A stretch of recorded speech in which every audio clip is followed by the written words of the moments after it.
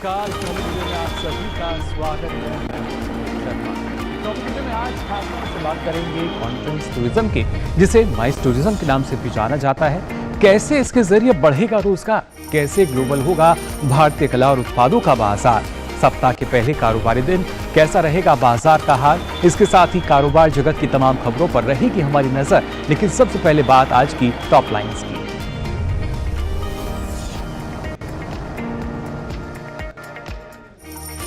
भारत और ब्राजील ने world trade organisation में चीनी से संबंधित व्यापार विवाद को पारस्परिक रूप से सुलझाने के लिए बातचीत शुरू कर दी है।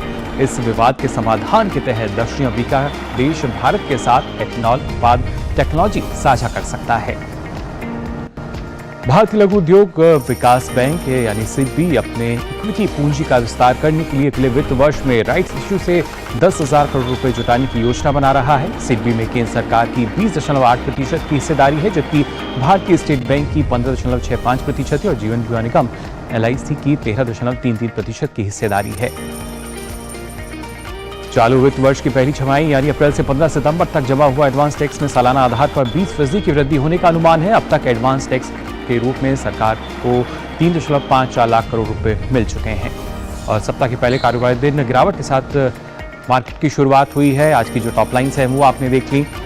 क्या क्या खास रहा है आज की अगर बात की जाए, लेकिन आज सबसे पहले हम यहाँ बात करेंगे किस तरीके से जो गिफ्ट निफ्टी रहेगा, मार्केट की क्या कंडीशन रही, उस पर आपको हम जानकारी देंगे। सबसे पहले गिफ्ट निफ्टी की अगर बात की जाए तो आप देख सकते हैं खासतौर से कि कैसे यहाँ पे एक जो तेज़ी है वो थोड़ी सी नज़र आ रही है। करीब 26 अंकों की जो तेज़ी है वो यहाँ नज़र आ रही है। 20,193 रहा है और 26.50 की जो तेज़ी है वो हमें यहाँ नज़र आई है गिफ्ट निफ्टी में। आगे बढ़ते हैं। इसके साथ ही अगर जल्दी से नज़र डालें जो और भी हमारे पास जो खासतौर से सेंसेक्स की अगर बात कर ली जाए, क्या स्थिति रही है। देखिए, एक गिरावट के साथ जो बाजार है वो खुला। 194.12 अंकों की गिरावट जो है वो यहाँ नजर आई। 67,684.51 जो है ये दर्ज किया गया। जो सेंसेक्स की ओपनिंग हुई है, जो बाजार खुला है, वो एक गिरावट के साथ फिलहाल यहाँ नजर आ रहा है। इसके साथ ही जल्दी से नजर डालते हैं जो निफ्टी 50 की ओपनिंग की अगर बात की जाए तो यहाँ भी हम देख पा रहे हैं 64 अंकों की गिरावट, करीब 64.20 अंकों की गिरावट के साथ निफ्टी 50 की ओपनिंग हुई है। 20,128.15 ये रहा है, यानी एक गिरावट जो है यहाँ भी देखी गई। और इसके साथ साथ अगर नजर डालें कि अभी तक किस तरह का जो अपडेट है वो बाजार में नजर आ रहा है, जल्दी से इस पर नजर डाल लेते हैं क्या स्थिति है। देखिए, मार्केट अपडेट की सेंसेक्स जो है और 193.01 अंकों की गिरावट के साथ आप देख सकते हैं कैसे शून्य से नीचे 0.28% जो है वो दर्ज किया गया है। निफ्टी 50 में भी एक गिरावट हम देख पा रहे हैं, करीब 43.55 अंक के नीचे है, यानी 0.22% की जो गिरावट है वो यहाँ देखी गई। निफ्टी बैंक में भी आप देख सकते हैं 81.25 की गिरावट यहाँ नजर आई। साथ ही टॉप गेनर्स की अगर हम बात करें, टाटा स्टील 133.20 रहा, यानी 0.87% की तेजी इसमें नजर आ रही है। M&M की अगर बात की जाए तो 1,607.90 रहा, 0.44% की तेजी यहाँ दर्ज की गई। टाटा मोटर्स 635.95, 0.28% की तेजी यहाँ रही। पावर ग्रिड 194.75, 0.28% की तेजी। और इसके साथ साथ आप देख सकते हैं सन फार्मा 1,152 ये रहा, 0.19% की तेजी टॉप गेनर्स में यहाँ पे दर्ज की गई। इसके बाद नजर डालते हैं जो टॉप लॉसेस हैं उनमें क्या स्थिति रही है। भारतीय एयरटेल की अगर बात की जाए 923.65 रहा है, 1.37% की जो गिरावट है वो दर्ज की गई। और इसके साथ साथ INFI की अगर बात की जाए 1,491.90 रहा, 1.35% की गिरावट यहाँ दर्ज की गई। HCL टेक की अगर बात की जाए तो 1,290.30 यानी 1.12% की गिरावट यहाँ दर्ज की गई। टेक HM की अगर हम बात करें तो 1,286 रहा और यहाँ करीब 1% की गिरावट दर्ज की गई है अभी तक। विप्रो की अगर बात की जाए 438.30 यानी 0.63% की गिरावट यहाँ भी दर्ज की गई है। तो जान लिया आपने टॉप जो गेनर्स और लॉसेस रहे हैं अभी तक। लेकिन इसके साथ साथ जो वैश्विक बाजार है वहाँ पे क्या स्थिति बनी हुई है। ग्लोबल मार्केट पर नजर डाल लेते हैं। US मार्केट की अगर बात की जाए, आप देख सकते हैं डॉ जोन्स जहाँ पे 28.23 अंकों की तेजी नजर आ रही है। S&P 500 की अगर बात की जाए तो यहाँ 54.78 अंकों की गिरावट के साथ जो बाजार है वो नजर आया। नेस्डेक की अगर बात की जाए तो 217.72 अंकों की गिरावट यहां भी दर्ज की जा रही है। इसके साथ साथ यूरोपियन मार्केट की अगर बात की जाए, यहां हम एक जरूर जो तेजी है वो देख पा रहे हैं। एफटीएसी की अगर बात करें तो 38.30 की तेजी नजर आई। सीएसई की अगर बात की जाए 70.15 की तेजी रही। डेक्स की अगर हम बात करें 88.24 अंकों की तेजी जो है वो यहाँ पे आप देख सकते हैं आज की अगर बात की जाए। और साथ ही एशियन मार्केट की हम बात करें, कॉस्पी में अगर हम देखें तो आप देख सकते हैं गिरावट है यहाँ पे 23.42 अंकों की गिरावट। हालांकि निकाई 225 की अगर बात की जाए तो ये 364.99 अंकों की बढ़त जरूर हमने यहाँ देखी है। हैंगसेंग में भी हम देख सकते हैं गिरावट जो है 139.83 अंकों की यहाँ पे दर्ज की गई है। तो जाहिर तौर पर अगर देखा जाए अलग अलग स्थिति, और इसके साथ साथ ब्रेंट क्रूड की अगर हम बात करें तो आप देख सकते हैं 94.31 प्रति बैरल ये दर्ज किया गया है। 0.38% की तेजी जो है ब्रेंट क्रूड में भी दर्ज की गई है आज की अगर खास तौर से बात की जाए। तो जान लिया आपने बाजार की स्थिति कैसी रही, और इसी के साथ ही यहां वक्त हो चला एक छोटे से ब्रेक का। जल्द हाजिर होंगे, आप बने रहिए डीडी न्यूज पर।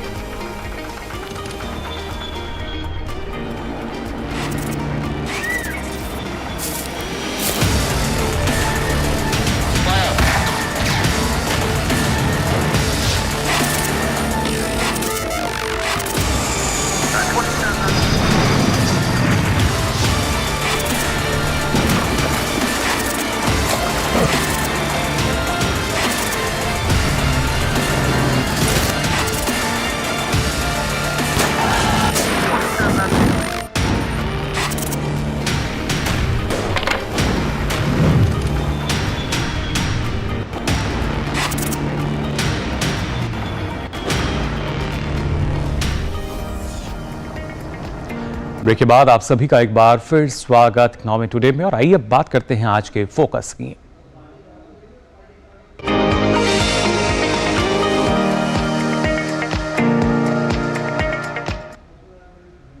पिछले कुछ दशकों में देखा जाए तो माइस टूरिज्म ने एक बड़े बाजार और कई देशों की अर्थव्यवस्थाओं में महत्वपूर्ण योगदान दिया है। यह न केवल आय सृजन के रूप में अर्थव्यवस्था को बढ़ावा देता है, बल्कि आतिथ्य सेवा में रोजगार के बड़े अवसर पैदा करता है। माइस यानी meeting, incentive, conference and exhibition. हाल के वर्षों में भारत एक बड़े माइस डेस्टिनेशन के रूप में विकसित हुआ है।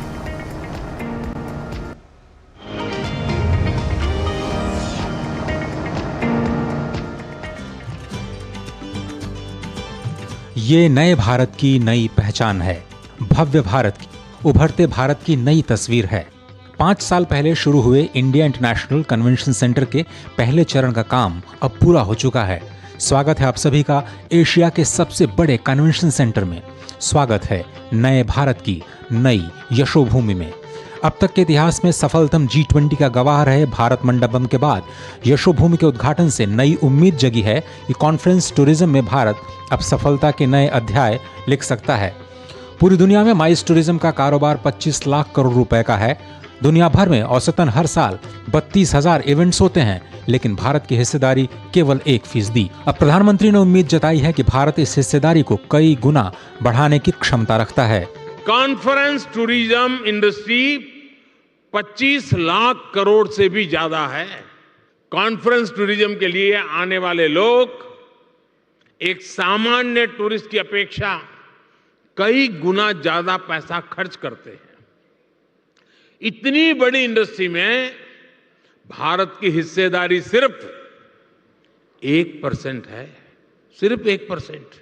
देश और दुनिया का इतना बड़ा मार्केट हमारे सामने है। अब आज का नया भारत खुद को कॉन्फ्रेंस टूरिज्म के लिए भी तैयार कर रहा है। इससे पहले भारत मंडपम को राष्ट्र को समर्पित करने के बाद नेशनल हैंडलूम डे के अवसर पर देश भर के हथकरघा कारीगरों को अपने उत्पादों को प्रदर्शित करने का एक वैश्विक मंच मिला था। G20 की 200 से ज्यादा बैठकों के दौरान भी देश के हर राज्य को अपनी स्थानीय कला और उत्पादों को वैश्विक मंच पर ले जाने का सुनहरा मौका मिला। नई दिल्ली में इंडिया इंटरनेशनल कन्वेंशन सेंटर यानी यशोभूमि के उद्घाटन समारोह के मौके पर प्रधानमंत्री मोदी ने एक और स्पष्ट संदेश दिया। भारत के उत्पादों को अब ग्लोबल बनाने का वक्त आ चुका है। अकेले यशोभूमि सेंटर से ही लाखों युवाओं को रोजगार मिलने की संभावना है।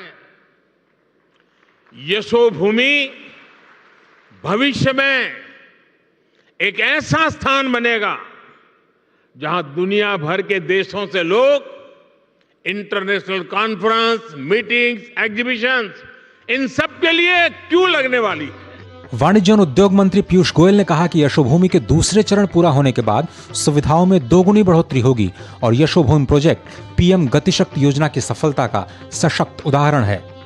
माइल्स टूरिज्म में दुनिया के सर्वोच्च 475 शहरों में नई दिल्ली का स्थान 75वां है। इसके बाद हैदराबाद का 159वां, बेंगलुरु का 230वां, चेन्नई 210, गोवा 307 और अहमदाबाद 424वें पायदान पर है।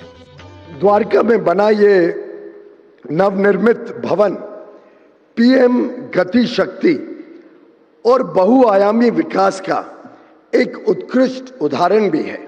यशोभूमि का कार्य 2 फेजेस में होना है, जिसका पहला फेज पूर्ण हो गया है और आगे चलकर ये 2 गुने स्केल पर संपन्न होने वाला है।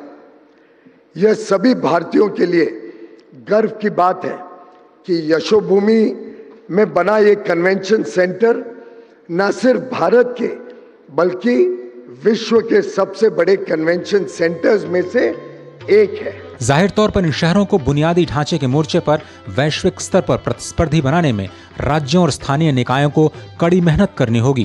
केपीएमजी की एक रिपोर्ट के मुताबिक भारत में बिजनेस ट्रेवल का सालाना कारोबार $30 अरब का है, जो साल 2030 तक 3 गुना बढ़ने की उम्मीद है।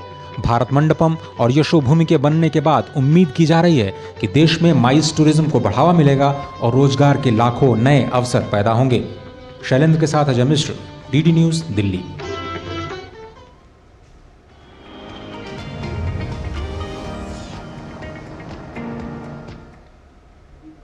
तो जाना आपने किस तरीके से लगातार केंद्र सरकार द्वारा माइल्स टूरिज्म को बढ़ावा दिया जा रहा है। अपार अवसर जो हैं वो अब हम सबके सामने हैं, जो जिसके ज़रिए इसका लाभ जो है वो मिल सकता है। ना सिर्फ आय सृजन के साथ साथ अर्थव्यवस्था में मजबूती बल्कि रोजगार सृजन भी इसके ज़रिए हो सकता है। इस बारे में चर्चा करने के लिए हमारे साथ खास मेहमान जुड़े हैं, उनका परिचय आपसे करा देते हैं। सुमिता डावरा जी हमारे साथ जुड़ी हैं, CEO IAC विशेष सचिव हैं DPII टीम में, वाणिज्य उद्योग मंत्रालय में, और साथ ही दीक्षु सी कुकरेजा जी हमारे साथ जुड़े हैं, मैनेजिंग प्रिंसिपल हैं CP कुकरेजा आर्किटेक्ट फर्म में। आप दोनों का बहुत बहुत स्वागत इकोनॉमी टुडे में। सबसे पहले सुमिता जी आपसे जानना चाहूँगा, किस तरीके से लगातार अब ये कोशिश की जा रही है कि और ज़्यादा फ़ायदा जो है वो हमें माइल्स टूरिज्म के तहत मिल सके, क्योंकि इस तरह की ही आधारभूत संरचना जो है, इंफ्रास्ट्रक्चर जो है, उसको हम अब बढ़ावा दे रहे हैं। समझिए कि इसकी जो विजन है वो एक बहुत ही प्रोग्रेसिव विजन रही है हमारे माननीय प्रधानमंत्री जी की, जो कि हमें 2018 में जब उन्होंने फाउंडेशन रखा था तो वो विजन पूरा जो हमको कैबिनेट अप्रूवल मिला उसके हिसाब से हमने इसकी प्लानिंग करी और आज हमने जो डिलीवर करा है सेंटर। आप देखिए, एक तरफ तो कन्वेंशन सेंटर है जहाँ पर कॉन्फ्रेंस टूरिज्म रहेगा और एक तरफ एग्जीबिशन हॉल्स हैं जो कि दुनिया के बिगेस्ट एग्जीबिशन हॉल्स में हैं आज, और वहाँ पर हमारे जो एग्जीबिशंस रहेंगे, ट्रेड फेयर्स रहेंगे और जो सेक्टोरल फोकस रहेगा, चाहे वो ऑर्गेनिक वेजिटेबल्स और फ्रूट्स पर रहे, चाहे वो हमारे टेक्सटाइल्स और हैंडलूम्स पर रहे, या गारमेंट्स पर, या फिर हमारे फार्मा इंडस्ट्री पर, या ऑटो इंडस्ट्री पर, या इलेक्ट्रॉनिक्स पर। आप जरा सोचिए उससे कितना बढ़ावा मिलेगा हमारे ट्रेड को, हमारे मेक इन इंडिया को और हमारे माइल्स टूरिज्म को। तो इस तरह से हमारी जो कॉन्फ्रेंसेज होंगी, जो एग्जीबिशंस होंगी, और इस सब के लिए जो सबसे इम्पोर्टेंट एक चीज आप देखिए, उसमें भी हमारे आदरणीय प्रधानमंत्री जी की विजन, जैसे कल मंत्री जी ने भी बताया, पीयूष गोयल जी ने पीएम गति शक्ति के प्रिंसिपल्स का लाभ लेते हुए, जैसे इसका एक विजन आया कि हमारा मेट्रो लाइन एयरपोर्ट से डायरेक्ट आ रहा है, तो दूसरे स्टेट्स के हमारे वीवर्स या हमारे फार्मर्स इन एक्शंस में पार्टिसिपेट भी करना चाहते हैं, तो हमारी उड़ान स्कीम है, और उड़ान स्कीम एयरपोर्ट से कनेक्टिविटी है, सीधी 5-10 मिनट की कनेक्टिविटी है, मेट्रो में सामान लाने में बहुत सहूलियत है, मेट्रो लाइन सीधा एग्जीबिशन हॉल के सामने आती है। तो आप खुद ही सोचिए कि इससे कितना बढ़ावा मिलने वाला है और इससे देश कितना और भी जुड़ने वाला है इस कन्वेंशन सेंटर से, बिजनेस से, ट्रेड से और कॉन्फ्रेंस से।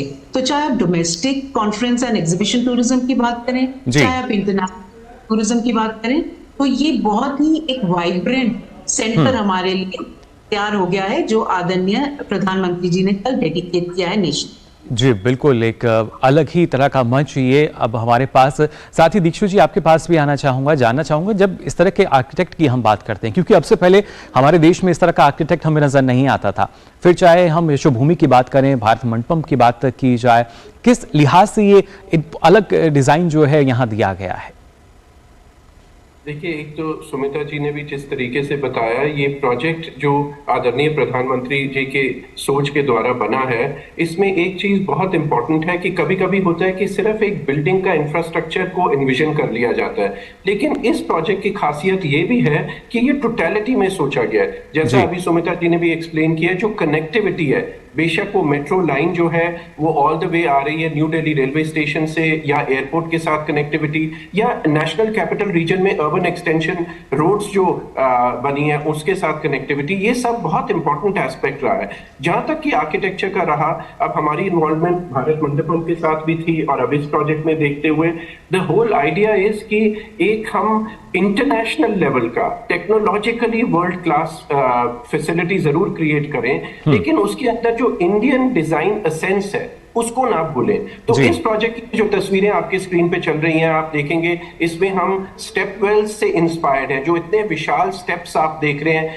वो हमने ओरिजिनल जो स्टेप वेल्स राजस्थान, गुजरात और देश भर में बने हुए डिफरेंट एरियाज में, उससे इंस्पिरेशन की है। आप एक जाली का डिजाइन एलिमेंट देख रहे हो। अब आप हमारे देश में कहीं पे भी मूव करो, नॉर्थ, साउथ, वेस्ट, सब जगह जाली is a very intrinsic part of Indian architecture. तो उससे हमने इंस्पिरेशन लेके क्रिएट किया। हम कोई वेस्टर्न बिल्डिंग नहीं क्रिएट कर रहे, और फिर भी हम एक मॉडर्न कंटेम्पररी भारत को आगे दिखाना चाहते हैं विश्व को। तो ये जो आप वर्ल्ड का one of the largest LED facades जो आज तक दुनिया में तैयार हुआ है, आप उसकी तस्वीर देख रहे हैं। क्योंकि हम नहीं चाहते कि हमारी बिल्डिंग बस एक स्टैटिक बिल्डिंग हो जो शांति से बस वहां बैठी हुई है। बिल्डिंग ऐसी चीज होती है जो कम्युनिकेट कर सके पब्लिक के साथ, टूरिस्ट के साथ, विजिटर के साथ। तो ये जो फसाड है, इसमें बेशक देश का कोई फेस्टिवल होगा, या वर्ल्ड कप का क्रिकेट फाइनल होगा, या कोई ऐसा गर्वपूर्ण त्योहार होगा या इवेंट होगा, तो ये फसाड के द्वारा जो हजारों की तादाद में पब्लिक प्लाजा में लोग एकत्र होंगे वो देख सकते हैं। यानी भारतीयता की झलक जो है वो यहाँ भी हमें नजर आएगी। और साथ ही सुमिता जी, जैसा अभी तक हमने देखा, जो अभी तक हिस्सेदारी है भारत की वो करीब 1% की है। अब कितना उसमें हम इजाफा मान सकते हैं कि इसके जरिए बढ़ने वाला है? देखिए, हमने एक इंस्टीट्यूशनल अरेंजमेंट कर लिया है, और उसकी भी हमको गाइडेंस टाइमली मिल गई थी। तो जो हमारा थर्ड पार्टी ऑपरेटर है, वो एक बिडिंग के थ्रू आया है, और वो इंटरनेशनल पार्टी है। उन्होंने मार्केटिंग का काम आज से 9-10 महीने पहले ही शुरू कर दिया था। हमने उनको चिट्ठी दे दी थी दिसंबर 2022 में। 9 महीने पहले चिट्ठी देनी होती है जो जिन्होंने बिड करा होता है, और वो अपने इवेंट्स को टुगेदर करते हैं। तो पिछले 9 महीने से जो काम हो रहा है, वो आज हमारे पास जो इवेंट्स का लाइनअप हो गया है, वो अक्टूबर 2024 तक तो हमको साफ दिख रहे हैं, और उसके 1 साल, अगले 2 साल का पूरा प्लान है, और अगले 1 साल तक हमको ऑलरेडी इवेंट्स का स्लॉटिंग हो गया है। तो इसके लिए डिफरेंट सेक्टर से ये इवेंट्स हैं, जैसे कि एंटरटेनमेंट इंडस्ट्री से बहुत इवेंट्स आ रहे हैं, हॉस्पिटैलिटी से, हेल्थ सेक्टर से, मेडिसिनल सेक्टर से, और हमारे स्मार्ट मैन्युफैक्चरिंग, इनोवेशन। तो इस तरह डिफरेंट सेक्टर से जो इवेंट्स आ रहे हैं, उससे इकोनॉमी को बहुत ही बूस्ट मिलेगा, लोकल इकोनॉमी को, डोमेस्टिक इकोनॉमी को, और इंटरनेशनल मैन्युफैक्चरर्स और ट्रैवल एजेंट्स हमारे साथ जुड़ेंगे, जिससे पूरे कंट्री के लिए बहुत ही यहाँ से एक बूस्ट आएगा, टूरिज्म को, ट्रैवल को, डिफरेंट इंडस्ट्री को। जी, तो अलग अलग क्षेत्र में देखिए किस तरीके से लाभ जो है इसके जरिए मिल सकेगा, और इस बारे में और भी आपसे हमारे जो मेहमान जुड़े हुए हैं इनसे हम जानकारी लेंगे। लेकिन फिलहाल यहाँ रुकने एक छोटे से ब्रेक के लिए, जल्द हाजिर होंगे। आप बने रहिए डीडी न्यूज पर। शेयर मार्केट में इन्वेस्ट करें, गारंटीड रिटर्न से लाखों कमाएं। ये लिमिटेड ऑफर सिर्फ आपके लिए। नागिन की आंख में कैमरा फिट होता है। तुम भी क्या बकवास में यकीन करती हो? आप भी तो वही कर रहे हो पापा। शेयर मार्केट में कोई गारंटीड रिटर्न्स का वादा नहीं कर सकता। ऐसा कोई मैसेज, मेल या ऐड दिखे तो समझिए गलत है। ऐसे स्कीम निवेशक के साथ धोखा है और कानूनन अपराध भी। कितनी बार तो समझाया आपको। सोचकर समझकर इन्वेस्ट कर। ब्रेक के बाद आप सभी का एक बार फिर स्वागत हमें टुडे में। आज हम बात कर रहे हैं माइस टूरिज्म को लेकर। इसके लिए हमारे दो खास मेहमान जो हैं हमारे साथ मौजूद हैं। सुमिता जी और दीक्षु जी लगातार हमारे साथ बने हुए हैं। यहाँ दीक्षु जी, आपसे मैं जानना चाहूँगा कि किस तरीके से, जैसा आपने कहा कि कहीं ना कहीं भारत मंडपम की बात की जाए या यशोभूमि की बात की जाए, आपकी फर्म का भी इसमें योगदान रहा है। दूसरा फेज जो यशोभूमि का आएगा उसमें क्या कुछ और बदलाव हम देख पाएंगे? देखिए, दूसरे फेज के बारे में तो सुमिता जी आपको बेटर बता पाएंगी, बट मैं इतना कह सकता हूं कि ओवरऑल जब DPIIT हमारे क्लाइंट रहे हैं या उनकी मार्गदर्शिता में हमने ये प्रोजेक्ट को ओवरऑल भी कंसेप्चुलाइज किया था, तो ये यशोभूमि का जो प्रोजेक्ट है इसको भारत मंडपम से थोड़ा अलग है। अगर आप इसकी प्लानिंग भी सोचें और देखें क्या इसके पोटेंशियल है, क्योंकि ये सिटी के आउटस्कर्ट्स पे बना है और इस तरीके से बना है कि इसकी कनेक्टिविटी जो हो, चाहे वो बाय एयर हो, बाय लैंड हो, बाय मेट्रो हो, बहुत ही स्ट्रॉन्ग कनेक्टिविटी हो। और प्लस क्योंकि यहाँ पे इसका land area almost double of Bharat Mandapam है, तो ये एक इंटीग्रेटेड डेस्टिनेशन की तरह प्लान किया गया है। आने वाले समय में यहाँ पे बहुत सारे होटल आएंगे, रिटेल फैसिलिटीज आएंगी, ऑफिसेज आएंगे और वो सारे एक कॉम्प्लेक्स के अंदर ही होंगे। यहाँ तक कि अगर मैं दोबारा मेट्रो स्टेशन की बात करूं तो वो बिल्कुल हार्ट ऑफ द कॉम्प्लेक्स के अंदर है, सेंटर में प्लेस है। तो उस तरीके से ये जो कॉम्प्लेक्स है, यहाँ पे ये फैसिलिटी होगी कि कोई इंटरनेशनल डेलीगेट भी अगर इंडिया में आ रहा है, वो सुबह आया, एयरपोर्ट अक्रॉस द रोड है लिटरली, वो यहाँ पे आया, होटल में चेक इन किया, मीटिंग अटेंड करी या एग्जीबिशन अटेंड की और शाम को वो वापस भी जा सकता है without disturbing the normal functioning of the city. And likewise city भी डिस्टर्ब नहीं करेगी इस फैसिलिटी को। मेरा कहने का मतलब है कि बेशक कैपिटल सिटी में ये क्रिएट किया गया है, बट इस तरीके से इसकी प्लानिंग हुई है और कनेक्टिविटीज एस्टैब्लिश हुई हैं और जो फैसिलिटीज है, अब अभी जो आपके यहाँ स्क्रीन पे हॉल की तस्वीर चल रही है, अब ये फर्स्ट टाइम इन इंडिया ऐसी चीज क्रिएट की गई है जिसमें इसमें मेजॉरिटी ऑफ सीटिंग जो आप देख रहे हैं आगे की, वो काफी सारी रोज सीटिंग की, वो सिर्फ एक बटन दबाने पे वो सारी सीट्स डिसअपेयर हो जाएंगी, फर्श के नीचे चली जाएंगी और आपके पास एक फ्लैट मल्टीपर्पज हॉल क्रिएट हो जाएगा। इस तरीके की प्लानिंग और टेक्नोलॉजी मेरे हिसाब से तो कभी मैंने देश में यहाँ नहीं देखी है और देश में क्या दुनिया में ऐसी कौन सी जगहें होंगी जो बिल्कुल नई तकनीक और उसी वजह से काफी अद्भुत यशोभूमि की अगर बात की जाए। सुमिता जी, अगर फेज 2 की हम बात करें, क्योंकि आपने बताया कि अभी तक स्लॉट की बुकिंग हो ही चुकी है, फेज 2 में और कितना हम कह सकते हैं कि इसको कहीं ना कहीं हमारी अर्थव्यवस्था को और ज्यादा गति मिलेगी इसके जरिए? पहले तो मैं ये कहना चाहूंगी कि जो भारत मंडपम का डेडिकेशन टू नेशन हुआ है, आदरणीय प्रधानमंत्री जी ने किया है, और कल यशोभूमि का, इन दोनों को अगर हम देखें तो पिछले कुछ दिनों में ही भारत में कितना एग्जीबिशन स्पेस का एडिशन हुआ है, नई एग्जीबिशन स्पेस का। अगर हम दोनों को जोड़ें तो हमारी जो एग्जीबिशन स्पेस है भारत मंडपम में, वो लगभग 1.5 लाख स्क्वायर मीटर है 6 हॉल्स में। और अगर हम यहाँ की देखिए स्पेस, तो हमने 1 लाख से ज्यादा स्क्वायर मीटर और जोड़ दिए, तो हमारी ऑलमोस्ट 2.5 लाख स्क्वायर मीटर से ज्यादा एग्जीबिशन स्पेस कुछ ही हफ्तों में जुड़ी है। और अगर हम कॉन्फ्रेंस की स्पेस देखें, भारत मंडपम की 54,000 स्क्वायर मीटर और यहाँ की 73,000 स्क्वायर मीटर, दोनों को जोड़ें तो 1 लाख स्क्वायर मीटर से ज्यादा कॉन्फ्रेंस स्पेस जुड़ी है। अब आप देखिए कुछ हफ्तों में इतना एक इंफ्रास्ट्रक्चर का हमारे देश में इंक्रीमेंट हुआ है फॉर कॉन्फ्रेंस एग्जीबिशन स्पेस। तो I just wanted to put this in perspective. Bharat Mandapam का अपना बहुत ही वाइटल रोल है और हमारे यहाँ यशोभूमि का बिजनेसेस के लिए, इन्वेस्टर्स के लिए, ट्रेड एग्जीबिशंस, फार्मर्स, एमएसएमई के लिए बहुत बड़ा रोल है। तो इस तरह जी, यानी एक नई उपलब्धि के तौर पर यशोभूमि को हम देख सकते हैं, जैसा आपने कहा कि काफी महत्वपूर्ण भूमिका ये निभाएगा। फिलहाल सुमिता जी और दीक्षु जी, आप दोनों का बहुत बहुत शुक्रिया हमारे साथ जुड़ने के लिए। तो जाना आपने किस तरीके से माइस टूरिज्म जो है वो अर्थव्यवस्था को और तेजी देगा और इस उभरती अर्थव्यवस्था को और मजबूती मिल सकेगी। और आइए अब देखते हैं कारोबार जगत की सुर्खियां फटाफट अंदाज में।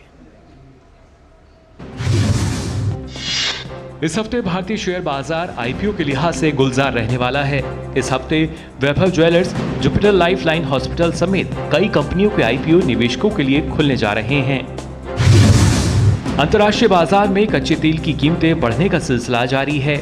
आज ब्रेंट क्रूड ऑयल $94 प्रति बैरल से ऊपर कारोबार कर रहा है।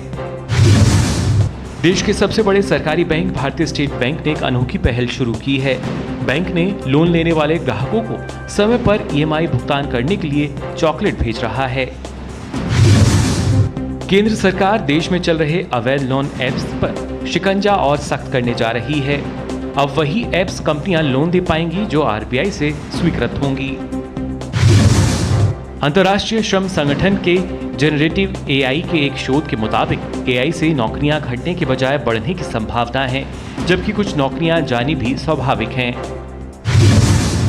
देश में सितंबर के पहले पखवाड़े में डीजल की बिक्री में गिरावट दर्ज की गई है। यह गिरावट बारिश के कारण मांग घटने और देश के कुछ हिस्सों में औद्योगिक गतिविधियां धीमी होने के कारण आई है। नेशनल स्टॉक एक्सचेंज ट्रेडिंग सदस्यों के लिए तकनीकी गड़बड़ियों या किसी आउटेज को दूर करने के लिए 3 अक्टूबर से एक investor risk reduction access platform launch करेगा। ताइवान की इलेक्ट्रॉनिक्स कंपनी फॉक्सकॉन ने अगले साल तक भारत में अपने कार्यबल और निवेश को दोगुना करने का लक्ष्य रखा है। तो फिलहाल आज के लिए इकोनॉमी टुडे में बस इतना ही। कारोबार जगत की तमाम हलचलों के साथ कल फिर होंगे हाजिर। फिलहाल के लिए मुझे दीजिए अनुमति। नमस्कार।